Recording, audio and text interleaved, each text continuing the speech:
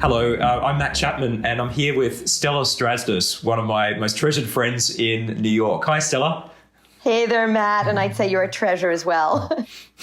We've had some great times together in different places in the world, especially New Zealand, but our relationship harks back from your former corporate job at Johnson & Johnson, where you were the worldwide head of medical devices, before heading out into Pavana Consulting and Genesis Advisors. Thanks for joining us, Stella.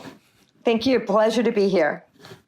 So we had an attempt to chat probably 6 to 8 weeks ago, and the world was quite different then. Firstly, as we get started, how are you? Yeah, thanks for asking, Matt. I'd say that, I'm feeling, how could I put it? It's such an interesting question. I've been checking in, and I would say right now that I'm feeling in a good place. I'm feeling open. I'm really happy to be connecting with you, and I find working in this virtual environment is something that's just continued to expand. And then there's the reality that, I'll say it's an up and down, right? As we look at the pandemic, as we look at the racial injustice. So there's a part of me that will feel sad at times, and then a part of me that looks at the inner work for me to do and the social work. And so I'd say I'm present and sometimes sad and sometimes amazed at the resilience and the advocacy and the human connection that actually does bring us through these things. We'll come back to that. Firstly, let's just, in a short moment, I guess, take us through your journey to where you are now, doing the work that you're doing and why you're doing it. Okay. So I was thinking, how long have I been doing whatever this work is? So I left the corporate world in 2016, believe it or not. I keep saying 2017, but it's actually 2016. That's going fast. Yeah. And part of it for me was a journey of taking some time to spend with myself, right? And who am I and how am I in the world, and not jumping to something that was like what I left, because it's very easy to do. And so it was really spending some time with my own development and my own connection to my own personal mission, my own leadership mission in life. And so coming through that, I've been certified as an integral coach. So I work on, it's really, people might know it as Ken Wilber's format of the 4 human domains. And very much integral is how we are internally and how we connect, how we think cognitively, our emotions, the neuroscience, the somatic. So it connects all of that. And for me, that was a wonderful complement to the corporate HR kind of coaching and executive connections I would have had. So it complemented that. And so the last 2.5 years, I set up my own firm, Parvana, which is in Persian for transformation. And I do some independent work, which is mainly coaching on folks with what we call vertical integration. So it's very much finding their stages of development and where they are in terms of those in their life. So a lot of that is transition. And then I also work with Genesis Advisors on looking at the area of executives transitioning into new roles and using a methodology there around the first 90 days, which many may be familiar with. And then I'm just now getting a gig with a startup, which is really exciting. So I'm meeting with a board and spending some time with them around culture, leadership. So I put myself right now as a leadership coach and consultant. And I certainly use my HR background, but also some of the training and my own development and experience, which we can go on and on. I'm sort of a junkie for continuing to learn. So I can tell you many things as we go through this. That's one of the things I love the most about you is that hunger to learn and that deep presence and purpose with which you go about your work. So if we talk about the last few months, how is this, as you've been working with leaders, how has the landscape changed and what have you observed? Yeah, I'd say that over the last 3 months, like a lot of my work is virtual already. Okay, and so I have a lot of leaders around the world, particularly in Asia or Latin America or on the West Coast. So, of course, my work went 100% virtual. And so there wasn't as much as an adaptation for me other than the teamwork, because I would also spend time with leaders and their teams, and that would tend to be in person. And so one thing I needed to really rethink was how to do that, what the purpose of that is, and we can get into how I've been learning really to do some of the team, and I'm going to call it connectedness, right? So it's team effectiveness, but team dynamics and becoming together in a way that they can work, not only together, but work virtually. in a new way. And so that's been one part of my work that's come up. The other part was really finding leaders who really all of a sudden were saying, I need to address my employees on a personal level, right? The fear in the pandemic, particularly the first month. I'm talking to leaders now that are looking back and saying, wow, if I look back 3 months ago, I didn't know if I was going to make it, right? Because people were really, it's interesting when we move away from that fear, how our defense mechanisms come in. And so working with leaders to connect with their people, to be vulnerable, that to understand that they're now beaming into people's homes. So a big thing has been boundaries and resetting what those boundaries are, because they can be fully lost, and setting their own as leaders, because they could be looking at the laptop and just as if it's almost like they're just out there giving in. So I would also find areas of development almost became amplified, right? So if it was somebody who was always on top of their team, always looking, command and control and direction, there was a nonstop of just zooming in and Zoom fatigue that we all hear about. And then in the US also, the issue that's come up is the whole racial injustice. And for many leaders, it really is a issue of human justice, and how, regardless of their color, beginning to really think about their own inner work of how do I lead in a place where I may have been ignorant of some things. So there's also a different awakening, which we can certainly talk more about. And that's been amazing for me to see as leaders pause. Let's talk more about that awakening. What have you noticed? Yeah, I've noticed that for some leaders, there's either one or two things. There's a bit of a recognizing that I'm not seeing my team. I'm not walking down the hallway. I'm not having the informal connections. I'm not sensing how they are, right? So am I making my connection remotely as a task? And then I go back and I work by myself. And what I'm finding is they're recognizing that more than ever, they need their teams to be interdependent, interconnected, and working together. So that's taking a lot more forethought of how to plan that. I'm also finding that for some leaders, particularly in the US, when we had the whole incident with George Floyd and the protests and much that was happening, that I actually had leaders that were moved to tears, recognizing at times mixed feelings of guilt, of shame, of should I have stood up differently? What should I say? How should I be? And so I found the leaders many of them that I work with that are sensitive that the world has changed. And it's not just that we're working virtually, that their employees have had concerns and fears and are schooling their kids while they're working.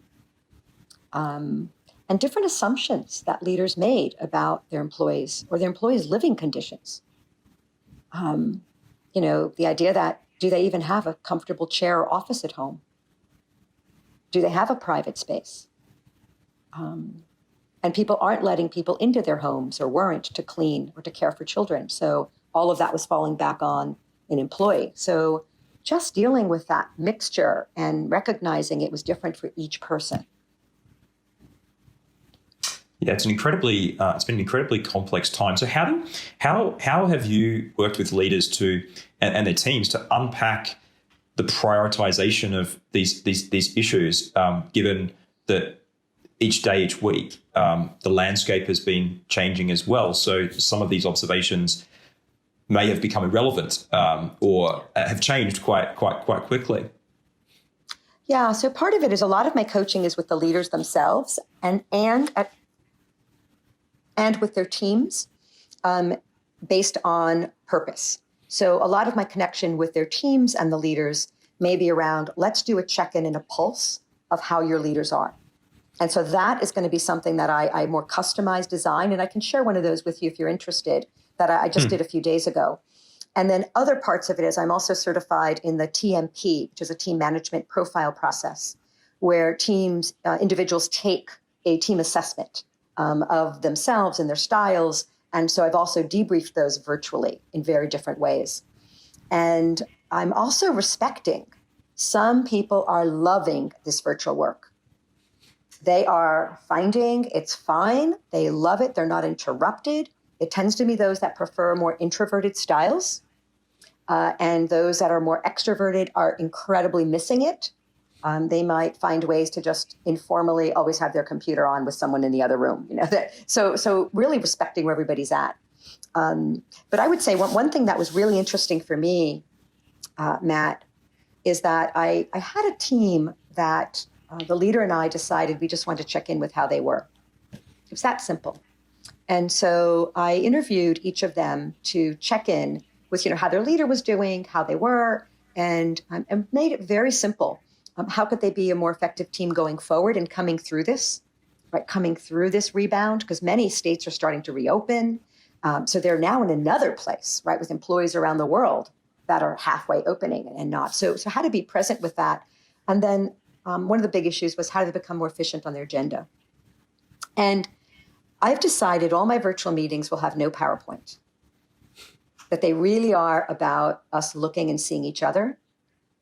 And I've gotten into, someone else gave me the idea from my coaching school, New Ventures West, that I've actually drawn a circle. So whoever's in the virtual meeting, I ask the administrative assistant to help me create a circle as if they're all sitting and facing each other, and I show them that picture. And I ask them to imagine they're not, if those of you that know the Brady Bunch, that they're not the Brady Bunch on this laptop, which is an old 1970s TV show where everyone's a square on a television screen, but that they're actually a circle. And so more of what I'm finding is having people do almost a centering before entering any meeting. So a breathing exercise, a centering where they are, and even imagining that they're sitting next to their colleagues now and they're looking across. And I have found that has been very helpful for people to just even close their eyes and be and think about what it was like and feel their team.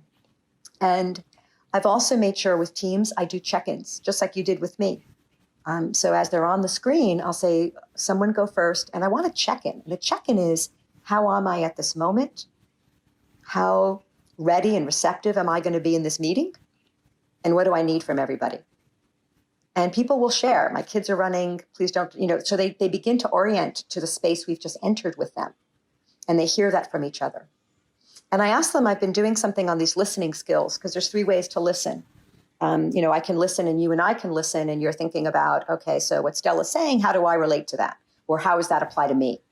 Right? So that's like level 1. Level 2 is we're like on a date, we're really intense, and I'm just thinking about what you're saying. And level 3 is I hear your tone. I see the environment you're in. I'm very present. So I have them practice that.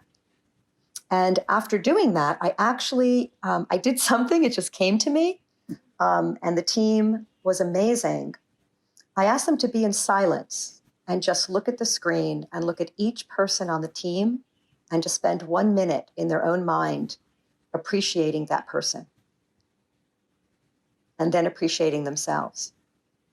And then we'll go on and do the operating principles, and we'll do some things in next steps. And when I ask people feedback, what worked, what would you do differently? Highest percentage is the moment of appreciation, which is really interesting. So I do think for me, what I'm learning is take that time. It's not a lot. And we jump into tasks, we jump into what's to be done, and it feels empty. And then I have other tasks. I have to get the kids up to their virtual schoolroom. I now have to do this. So I'm doing my job in task focus, and it feels pretty empty and overwhelming.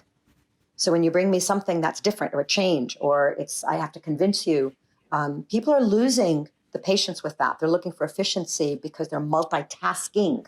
And I use the word tasking versus coming and being present for a shorter period of time. And I don't do meetings longer than 90 minutes.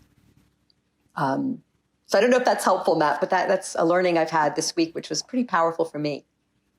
No, it's beautiful to reflect on that. And I think when you create that connection point, I think when you talk about how it can become so task-focused and robotic, but if you create this connection point, it can become absolute joy, and it can really be the opposite. I wanted to just touch before we wrap up, because you and I can always talk for a long time. Yeah. You've been involved in some virtual offsites or creating impact through that. Tell us more.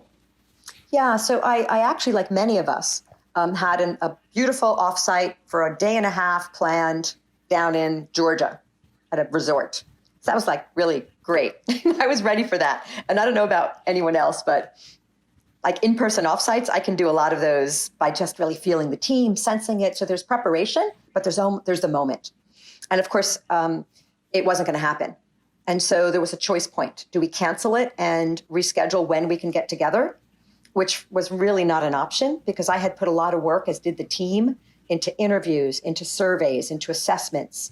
So in rethinking it, it was about repurposing how am I going to do what I would have done in a day and a half with a lot of flip charts and small groups and people moving around to learn about their own personal style in the TMP, to learn about their team's style and a profile of the team, and then to go deep in some commitments with their leader about how they were going to hear each other very differently. And we were doing some very deep work in collaboration and operating principles for the team. So when I thought that, I thought, oh, this is just, I can't have them. And I would have used a lot more PowerPoint slides just as reference. And so what I did was I repurposed it saying, okay, the idea of this is at the end that they will feel that they can own creating operating principles and that they understand their team profile and that they understand their own development. So I unpacked it. And it was more work. So I definitely would rethink this in the future. My decision was to do individual sessions with every person in the team on their own profile. I would not have done that before. But what I thought was really important was for the person to feel that they had me available to understand their own results. And so I did that. And I then gave them homework. So I paired them up with a colleague. And I said, before the session, you need to meet. So if it was you and me, Matt and Stella, I want you to share each other's profiles with each of you. And I want you to practice how you understand each other, how you listen to each other. So I had them individually coached and I had them do their own practice. And then for the session, I actually prepared almost like a Harvard business case deck for them to read, to say, this is your team. Here's your team profile. You now understand your own. You understand how you are compared to someone else. Now let's look at your team profile. And I gave them questions with the team profile against the agenda they wanted to achieve, and an article on collaboration and some other things. And I said, we're going to come in and we're going to talk. I'm not going over the deck. I'm not going over the pre-reads. We're actually going to have a discussion on these questions to arrive at our insights. And so really it was facilitating. I had 9 people total. And I've gotten to use breakout groups in Zoom, particularly if you want to compress your time to get people to work and to connect. And I had it over 2 days. So there was also 2 hours one day, 2.5 the next day with a break. And then I had work that they would then continue to do on their own. So we absolutely came up with operating principles, which amazed me. And they were really great and resonated with the team. And I would say the other thing for that, Matt, was working very closely with the leader, right? You need the leader to be on board with you because it's their team. And so their presence, their follow through, they're creating the space, and recognizing that virtual meetings, you need to go slower. You need to create pauses. And the other thing I've done is making sure people pay attention to who's in the room. I always make them call on the next person. I call it passing the baton. So versus me calling or me asking. So it's really thinking these things and little elements that are going to make people pay attention that there's somebody else here other than me. Very well said. So as we finish, question I have for you is, how do you now keep yourself relaxed and focused in what you're doing with your work and I guess how you're living your life at the moment? Can we just end on that? Yeah, we can end on that. And part of it is having really good friends like you, Matt, who checks in. And I have certainly found that for me, I have gone I've been doing morning pages every morning. I write 3 pages just without thinking what they're going to say. A girlfriend and me, we're doing The Artist's Way together. For those of you that don't know that, so we're doing a chapter a week and we check in every Friday with a cup of coffee and we talk about what we're learning. So there's finding trusting partners. I've got my meditation, which I do 30 minutes a day. I put on my mask and I take a bike ride. I'm into the Enneagram, for those of you that may know the Enneagram, and I'm a type 7, which means I love spontaneity. I like lots of different things. So I found myself using my bike rides to explore different neighborhoods. So I can't travel, which I love to travel, but I can travel in the nooks and crannies. And I found old synagogues, I found Baptist churches, and I just resonate in this discovery. So for me, I know I like to find and explore new things. So it's also been looking at how to do that differently. And volunteering and things that matter to me, and being involved in some nonprofit work, even virtually, that's been available.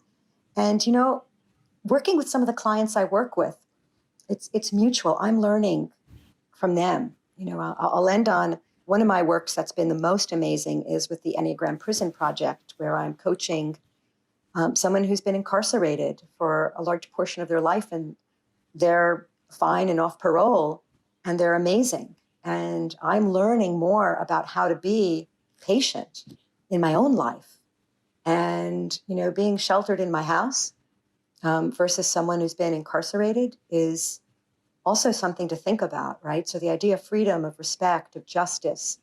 And I love the diversity of good friends. Thanks very much, Stella. Thanks very much. Thank you, Matt.